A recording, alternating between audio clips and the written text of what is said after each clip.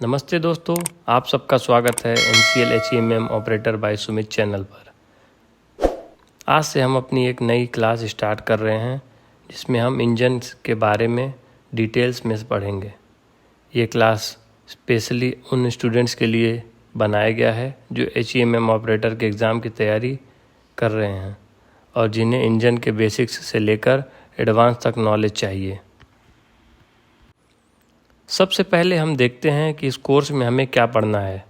ये रहा आपके सामने सिलेबस।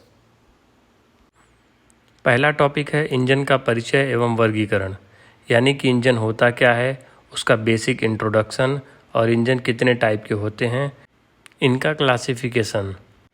दूसरा टॉपिक है इंजन की संरचना एवं उसके भाग, मतलब इंजन के डिफरेंट पार्ट्स होते कौन हैं, जैसे piston, cylinder, crankshaft, valve, carburettor, fuel injector और इनका काम क्या होता है। तीसरा टॉपिक है डीजल इंजन से संबंधित महत्वपूर्ण पद। यहाँ हम सीखेंगे कि डीजल इंजन में कौन कौन से टेक्निकल टर्म और इम्पॉर्टेंट वर्ड्स यूज़ होते हैं जिन्हें एग्ज़ाम के लिए भी याद रखना बहुत ज़रूरी है। चौथा टॉपिक है 4 स्ट्रोक इंजन की कार्यप्रणाली। इसमें हम प्रैक्टिकली समझेंगे कि 4 स्ट्रोक इंजन कैसे काम करता है। Intake stroke, compression stroke, power stroke और exhaust stroke, step by step में। अब चलिए देखते हैं सिलेबस का अगला हिस्सा। 5वां टॉपिक है 4 स्ट्रोक पेट्रोल इंजन की कार्यप्रणाली। यहाँ हम पेट्रोल इंजन के वर्किंग साइकिल को समझेंगे। 6वां टॉपिक है CNG इंजन, CNG से चलने वाले इंजन्स और उनका वर्किंग प्रिंसिपल समझेंगे। 7वां टॉपिक है इंजन की तुलना। यहाँ हम पेट्रोल, डीजल और CNG इंजन का कंपैरिजन करेंगे और देखेंगे कि किस इंजन का क्या फ़ायदे और क्या नुकसान होते हैं। 8वां टॉपिक है इंजन कूलिंग सिस्टम। इंजन को ओवरहीटिंग से बचाने के लिए कौन कौन से कूलिंग सिस्टम यूज़ होते हैं, ये हम इस टॉपिक में देखेंगे। 9वां है इंजन इनटेक सिस्टम। इस टॉपिक में हम इंजन में हवा या फ्यूल एयर मिक्स कैसे जाता है, इसका पूरा सिस्टम जानेंगे। 10वां टॉपिक है इंजन एग्जॉस्ट सिस्टम। इस टॉपिक में हम जानेंगे कि जलने के बाद जो गैस बनती है उनको इंजन के बाहर कैसे निकाला जाए, उसका क्या प्रोसेस है और उनके सारे पार्ट्स के बारे में देखेंगे। 11वां टॉपिक है इंजन फ्यूल फीड सिस्टम। इसमें हम जानेंगे इंजन तक फ्यूल कैसे सप्लाई होता है, इसके अलग अलग सिस्टम को डिटेल्स में समझेंगे। Engine starting system, engine start करने के अलग अलग मेथड्स होते हैं और उसके सिस्टम के बारे में जानेंगे। 13वां पॉइंट बैटरी। इस टॉपिक में हम जानेंगे बैटरी का क्या रोल है और इंजन के लिए यह कितना इम्पोर्टेंट है। 14वां पॉइंट है चार्जिंग सिस्टम। इस टॉपिक में हम बैटरी को चार्ज रखने के लिए जो चार्जिंग सिस्टम यूज करते हैं उसके बारे में पढ़ेंगे। 15वां पॉइंट है लुब्रिकेशन सिस्टम। इंजन के पार्ट्स को स्मूथ चलाने के लिए किस तरह के लुब्रिकेशन सिस्टम का यूज करते हैं। 16वां पॉइंट है ऑक्टेन नंबर और C10 नंबर। इस टॉपिक में हम पेट्रोल और डीजल की क्वालिटी को मेज़र करने के लिए ऑक्टेन नंबर और C10 नंबर का यूज़ करते हैं, इसके बारे में पढ़ते हैं। 17वां पॉइंट है इंजन परफॉर्मेंस और रेटिंग। इस टॉपिक में हम इंजन की परफॉर्मेंस कैसे जज की जाती है और उसकी रेटिंग को, पैरामीटर्स को कैसे डिसाइड किया जाता है, इसके बारे में पढ़ते हैं। 18वां पॉइंट है क्लच। क्लच क्या होता है, कैसे काम करता है और व्हीकल में इसका क्या रोल होता है, इस बारे में हम पढ़ेंगे। और सिलेबस का आखिरी हिस्सा 19वें पॉइंट में हम गियर बॉक्स की बात करेंगे। 20वें पॉइंट में हम प्रोपेलर शाफ्ट एवं यूनिवर्सल जॉइंट के बारे में बात करेंगे। 21वें पॉइंट में हम डिफरेंशियल एंड एक्सल के बारे में बात करेंगे। 22वें पॉइंट में हम सस्पेंशन सिस्टम के बारे में बात करेंगे। 23वें पॉइंट में हम ब्रेकिंग सिस्टम के बारे में बात करेंगे। 24वें पॉइंट में हम स्टीयरिंग सिस्टम की बात करेंगे और लास्ट में हम 25वें पॉइंट में व्हील्स एंड टायर के बारे में बात करेंगे। दोस्तों, आपने देखा कि सिलेबस बहुत ही डिटेल और सिस्टमेटिक है। इंजन के बेसिक इंट्रोडक्शन से लेकर gear box, braking system, suspension और टायर तक हर एक टॉपिक को कवर होगा। अगर आप इसे स्टेप बाय स्टेप पढ़ेंगे तो आपको सिर्फ एग्ज़ाम के लिए नहीं बल्कि प्रैक्टिकल नॉलेज भी मिलेगी, जो कि एक ऑपरेटर के लिए बहुत ही इम्पॉर्टेंट होता है। तो दोस्तों, हमने सिलेबस समझ लिया है। अब हम अपना पहला चैप्टर शुरू करते हैं, जिसका नाम है इंजन का परिचय एवं वर्गीकरण, the introduction and classification of engine. तो इसमें हम सीखेंगे इंजन होता क्या है और इसके टाइप्स कौन से होते हैं। तो चलिए शुरू करते हैं सबसे पहले इंजन की परिभाषा से। तो दोस्तों, सबसे पहले समझते हैं कि इंजन होता क्या है। इंजन एक मशीन है जिसे इस तरह डिज़ाइन किया गया है कि वो फ्यूल या ईंधन को जलाकर उससे एनर्जी निकालता है और उस एनर्जी को मैकेनिकल मोशन में बदल देता है। आसान शब्दों में समझें तो इंजन फ्यूल को जलाता है और हीट बनाता है, और वही हीट पिस्टन या मशीन पार्ट्स को चलाती है, जिससे मोशन या पावर जनरेट होती है। अब हम बात करते हैं हीट इंजन के बारे में। तो दोस्तों, इंजन को हम एक और नाम से भी जानते हैं, जो कि है हीट इंजन, क्योंकि ये फ्यूल को जलाकर हीट बनाता है और फिर उसे काम करवाता है। हीट इंजन दो प्रकार के होते हैं। पहला इंटरनल कंबशन इंजन, दूसरा external combustion engine. Internal combustion engine को ही आंतरिक दहन इंजन के नाम से जाना जाता है और इसे ही आईसी इंजन के नाम से भी जाना जाता है। और एक्सटर्नल कंबशन इंजन को बाह्य दहन इंजन के नाम से जाना जाता है और इसे इसी इंजन के नाम से भी जाना जाता है। दोस्तों, आईसी इंजन के दो प्रकार हैं। एक है रेसिप्रोकेटिंग इंजन, दूसरा है रोटरी इंजन। रेसिप्रोकेटिंग इंजन को हिंदी में पश्चाग्र इंजन बोलते हैं और रोटरी इंजन को हिंदी में घूर्णन इंजन बोलते हैं। घूर्णन इंजन का कुछ एग्जाम्पल देखा जाए तो है रैंकाइल रोटरी इंजन, और बाह्य दहन इंजन को, जो कि एक्सटर्नल कंबशन इंजन है, जिसे ईसी इंजन भी कहा जाता है, इसका एग्जाम्पल है स्टीम इंजन। तो दोस्तों, बात करें यदि इंटरनल कंबशन इंजन या आंतरिक दहन इंजन की, तो इसमें दहन का जो जलना होता है, यानी फ्यूल जो जलता है वो एक चैम्बर के अंदर जलता है, जैसे कि पेट्रोल इंजन और डीजल इंजन। और एक्सटर्नल कंबशन इंजन की बात करें, यानी पेट्रोल जो है यानी फ्यूल वो बाहर जलता है और उसका जो हीट इंजन तक ट्रांसफ़र होती है, जैसे कि स्टीम इंजन। दोस्तों, आईसी इंजन के प्रकार की बात करें तो रोटरी इंजन से सवाल नहीं पूछे जाते हैं, जिसका सिर्फ आप एग्जाम्पल बस याद रख सकते हो, वैंकल रोटरी इंजन। हमारे लिए एग्ज़ाम के पॉइंट ऑफ व्यू से रेसिप्रोकेटिंग इंजन ज़्यादा इम्पॉर्टेंट है और इसमें से ही क्वेश्चन बनता है। तो दोस्तों, अभी ये आप डायग्राम से देख के समझिए। जैसा कि आप डायग्राम में देख सकते हो, इसमें क्लियर दिखाया गया है कि हीट इंजन के दो टाइप होते हैं। पहला है इंटरनल कंबशन इंजन और दूसरा external combustion engine. Internal combustion engine में इंजन जो है रेसिप्रोकेटिंग और रोटरी इंजन दो प्रकार के होते हैं, और एक्सटर्नल कंबशन में इंजन का जो सिर्फ एग्जाम्पल दिया गया है वो है स्टीम इंजन। दोस्तों, आपने देखा होगा हमारी गाड़ियों में पिस्टन ऊपर नीचे की ओर चलता है। ये जो इंजन होता है ये रेसिप्रोकेटिंग इंजन होता है। लेकिन एक स्पेशल टाइप का इंजन भी होता है जिसमें पिस्टन गोल गोल घूमता है, और उस इंजन को रोटरी इंजन कहते हैं। जनरली जो एरोप्लेन होती है उसके इंजन्स को रोटरी इंजन कहा जाता है, क्योंकि ये जो इंजन होते हैं ये एडवांस टेक्नोलॉजी पे काम करते हैं और हैवी कामों के लिए यूज होते हैं। तो दोस्तों, बात करें यदि रेसिप्रोकेटिंग इंजन की, तो इसके भी दो प्रकार होते हैं। पहला है स्पार्क इग्निशन इंजन, जिसे एसआई इंजन कहते हैं, और इसको हिंदी में स्फुलन प्रज्वलन इंजन कहते हैं। दोस्तों, स्पार्क इग्निशन इंजन में फ्यूल और एयर के मिक्सचर को स्पार्क प्लग की सहायता से इग्नाइट किया जाता है, मतलब जलाया जाता है। इसमें आपको मेनली पेट्रोल इंजन और सीएनजी इंजन मिलते हैं, और ये स्पार्क इग्निशन इंजन आगे दो और पार्ट में डिवाइड होता है, जिसे 2 स्ट्रोक इंजन और 4 स्ट्रोक इंजन बोला जाता है। अब बात करते हैं दूसरे प्रकार की, जो कि है कंप्रेशन इग्निशन इंजन। इसको हिंदी में संपीड़न प्रज्वलन इंजन भी कहा जाता है और इसको शॉर्ट में सीआई इंजन कहा जाता है। तो दोस्तों इसमें ध्यान रखने वाली सबसे बड़ी चीज़ यही है कि CI इंजन या कंप्रेशन इग्निशन इंजन में स्पार्क प्लग का यूज़ नहीं होता है। ये आपके एग्ज़ाम में पूछा गया था कि कौन से प्रकार में स्पार्क प्लग का यूज नहीं होता है, तो उसका आंसर होगा कंप्रेशन इग्निशन इंजन में।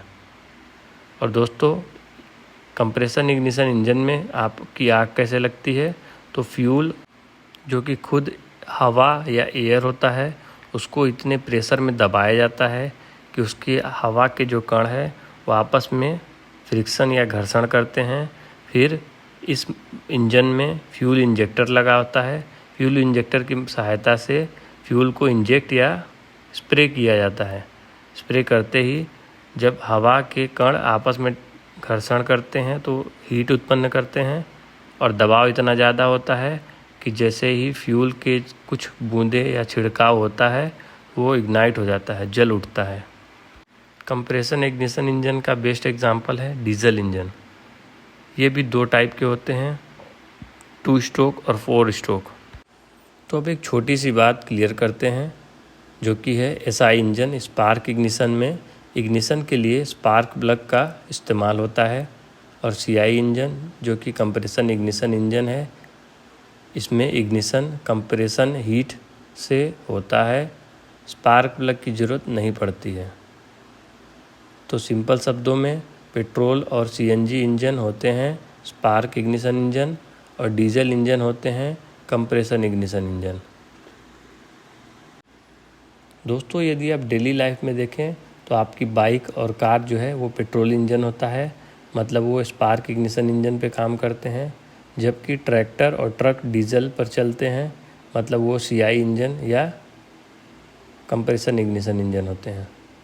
और अगर आप जनरेटर देखते हो तो उसमें भी दोनों टाइप के इंजन्स यूज़ होते हैं। छोटे जनरेटर पेट्रोल पर और बड़े जनरेटर डीजल पर काम करते हैं। दोस्तों अब हम डिटेल में समझेंगे कि इंटरनल कंबशन इंजन होता क्या है। जैसा कि नाम से ही समझ आता है इंटरनल कंबशन इंजन, जिसका मतलब है कि फ्यूल का दहन कंबशन इंजन के अंदर सिलेंडर के अंदर होता है। अब अगर इसका वर्किंग प्रिंसिपल समझें तो इस इंजन में फ्यूल और एयर का मिक्सचर सिलेंडर के अंदर आता है। सिलेंडर के ऊपर एक जगह होती है जिसे हम कंबशन चैम्बर बोलते हैं। यहीं पर फ्यूल और एयर का मिक्सचर इग्नाइट होता है। स्पार्क प्लग की हेल्प से चिंगारी निकलती है और फ्यूल जल जाता है। जब फ्यूल जलता है तो बहुत ज़्यादा हीट और प्रेशर बनता है, और ये प्रेशर पिस्टन को नीचे की ओर ढकेल देता है, और इसी पिस्टन की मूवमेंट से इंजन पावर जनरेट करता है। तो दोस्तों आप डायग्राम में देख रहे हो, इसमें एक single cylinder internal combustion engine दिखाया गया है।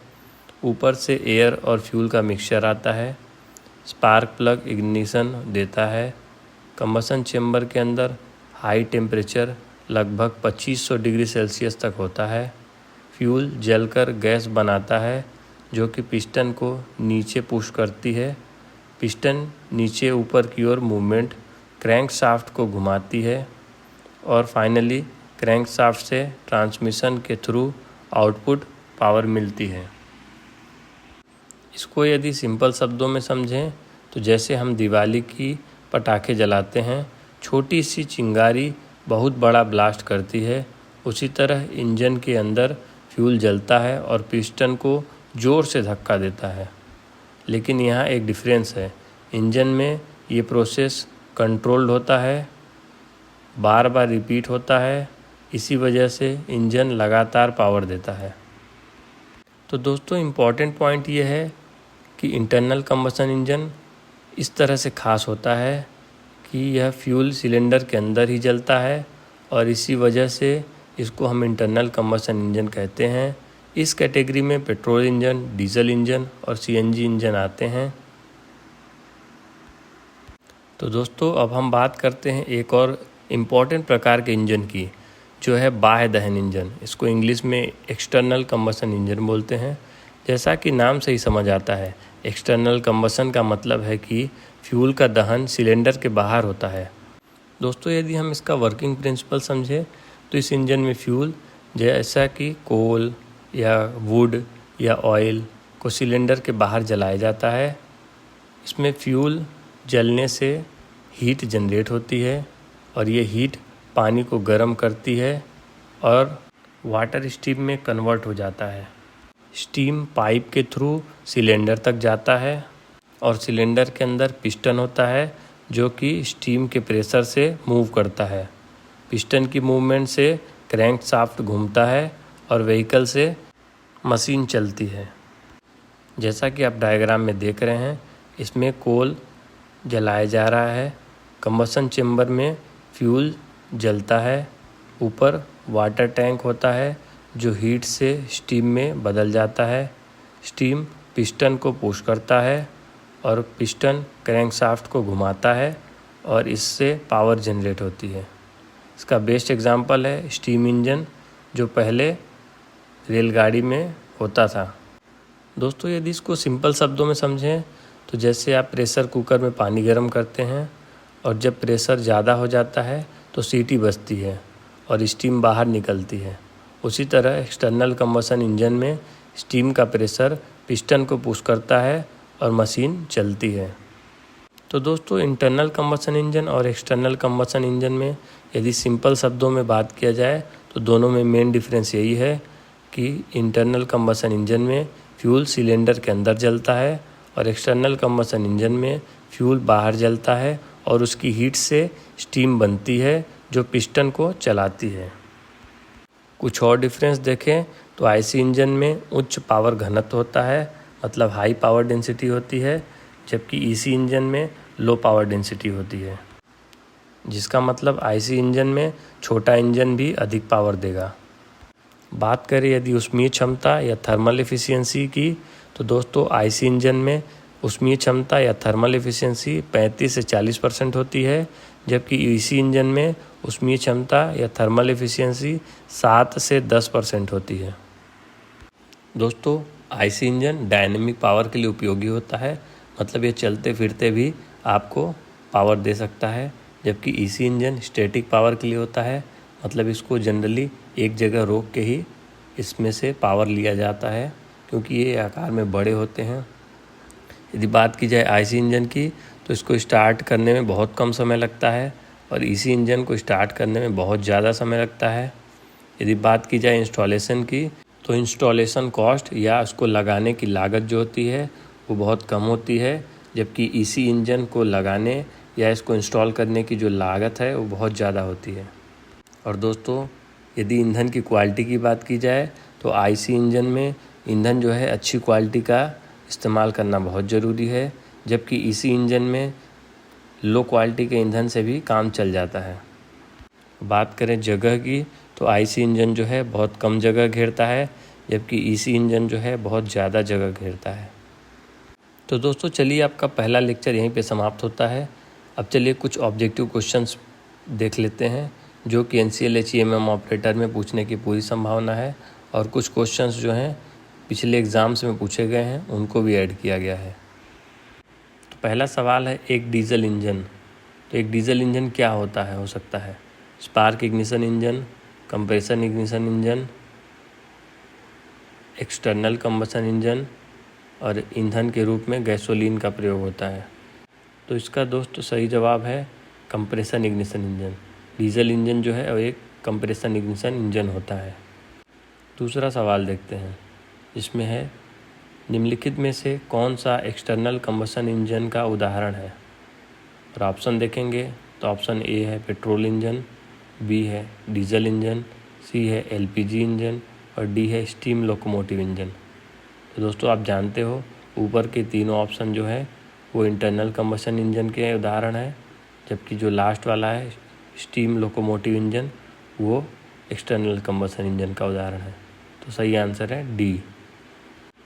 तो दोस्तों तीसरा क्वेश्चन देखते हैं, डीजल इंजनों की मुख्य विशिष्ट जिसके कारण इसकी अन्य इंजनों से अलग पहचान है वह है ईंधन को जलाने की विधि। एक डीजल इंजन के इंजन सिलेंडर ईंधन को क्या जलाता है। ऑप्शन ए है कंप्रेस्ड एयर, ऑप्शन बी है स्पार्क प्लग, ऑप्शन सी है हीटर प्लग ऑप्शन डी है बैटरी। इसका सही जवाब है कंप्रेस्ड एयर। चौथा क्वेश्चन देखते हैं। जब एक इंटरनल कंबशन इंजन में ईंधन को जलाया जाता है, इसमें स्टोर की हुई केमिकल ऊर्जा को किस एनर्जी में बदला जाता है? ऑप्शन ए है मैकेनिकल ऊर्जा में, ऑप्शन बी है इलेक्ट्रिकल ऊर्जा में, ऑप्शन सी है ताप ऊर्जा में, ऑप्शन डी है काइनेटिक ऊर्जा में। तो दोस्तों इसका आंसर है ताप ऊर्जा में। क्योंकि दोस्तों जो ईंधन होता है, पेट्रोल हो या डीजल, वो एक केमिकल फॉर्म में होता है। जैसे ही उसको जलाया जाता है तो उससे एक ऊष्मा निकलती है, जिसकी वजह से वह ताप ऊर्जा में कन्वर्ट हो जाता है। पांचवा और आखिरी क्वेश्चन है, हीट इंजन बदलता है, हीट इंजन क्या बदलता है? ताप ऊर्जा को मैकेनिकल ऊर्जा में, या मैकेनिकल ऊर्जा को ताप ऊर्जा में, या ए व बी दोनों, या न तो ए न तो बी। तो इसका सही आंसर है कि हीट इंजन ताप ऊर्जा को मैकेनिकल ऊर्जा में बदलता है। चलिए एक बोनस और एक्स्ट्रा क्वेश्चन और देख लेते हैं। इंटरनल कंबशन इंजन के बारे में निम्नलिखित में से कौन सा कथन सही नहीं है? ध्यान दीजिए, कथन सही नहीं है। तो पहला है तुरंत स्टार्ट करना और रोकना संभव है। दूसरा है हाई स्पीड इंजन है। तीसरा है अधिक डबल एक्टिंग होता है। तीसरा है सिलेंडर के अंदर कंबशन होता है। तो इसका सही आंसर होगा अधिक डबल एक्टिंग होता है, जो कि ये गलत है, क्योंकि यहाँ पे पूछ रहा है कौन सा ऑप्शन सही नहीं है। क्योंकि दोस्तों डबल एक्टिंग इंजन जो है वो एक्सटर्नल कंबशन इंजन में होता है, क्योंकि इसमें पिस्टन पर दोनों साइड से स्टीम या जो कि भाप होता है उसका प्रेशर लगता है। इसलिए जो डबल एक्टिंग होता है वो एक्सटर्नल कंबशन इंजन में होता है। तो दोस्तों हमारा पहला लेक्चर यहीं समाप्त होता है। अगले वीडियो में हम इंजन की संरचना और उसके भाग अर्थात structure of engine and its parts के बारे में बात करेंगे और उसको विस्तार से पढ़ेंगे। अगर आपको किसी भी टॉपिक्स पे कोई भी डाउट हो तो आप कमेंट में पूछ सकते हैं, या फिर टेलीग्राम चैनल ज्वाइन कर सकते हैं। वहाँ मैं आपको इस लेक्चर की PDF भी उपलब्ध कराऊंगा और चैनल डिस्कशन के लिए खुला है। तो आप आपस में मिलकर दोस्तों के साथ डिस्कस कीजिए और जानकारी शेयर कीजिए। मेरी आप सबसे बस यही एक विनती है कि कृपया इस चैनल को सब्सक्राइब कीजिए और वीडियो को लाइक कीजिए। यह चैनल पूरी तरह से फ्री है। टेलीग्राम का लिंक डिस्क्रिप्शन में दिया हुआ है, उसे ज्वाइन कीजिए और वीडियो को अपने दोस्तों के साथ शेयर कीजिए। मैं आपसे झूठ नहीं बोलूँगा कि सिर्फ मेरी वीडियो ही देखो। यह NCL HEMM ऑपरेटर एग्ज़ाम आपके कैरियर के लिए बहुत महत्वपूर्ण है। इसलिए दूसरे शिक्षकों की वीडियो भी देखिए और जल्दी से जल्दी पूरा सिलेबस कवर कीजिए। मैं इस चैनल पे पूरा सिलेबस कराऊंगा, और अगर आपको लगे कि मैं आपकी तैयारी में 1% भी मदद कर पा रहा हूँ तो प्लीज़ इस चैनल को सब्सक्राइब ज़रूर कीजिए। धन्यवाद। मिलते हैं अगले लेक्चर में।